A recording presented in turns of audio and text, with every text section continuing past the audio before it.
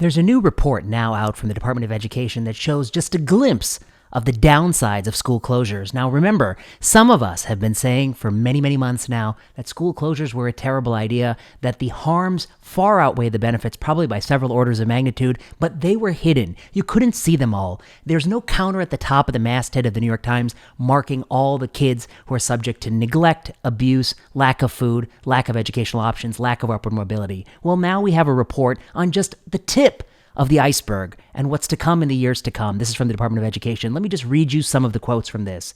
1.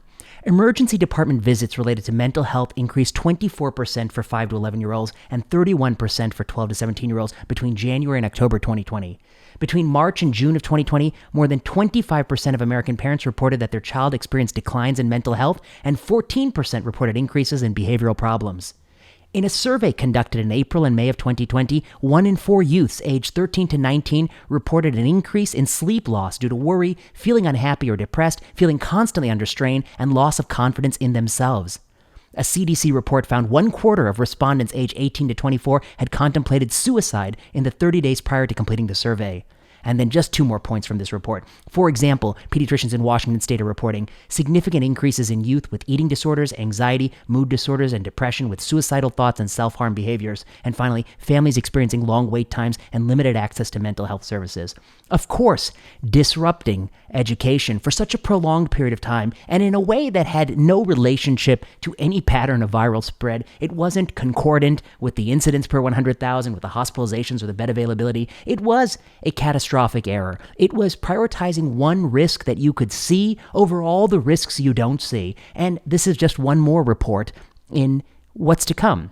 I suspect in the next 10 years, we will get hundreds and hundreds of reports. This will likely be, I suspect, a lost generation of children who will suffer deep changes in their upward mobility, in their jobs, and even their life expectancy. And so this report, I think, is one of many important reports to come.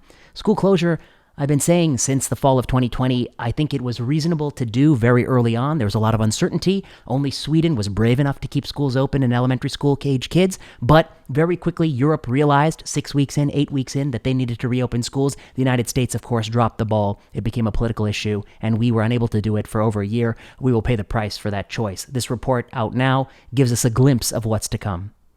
If you like this video, like, subscribe, comment, leave a message. I'm not happy about this report, but I suspect much more is yet to come.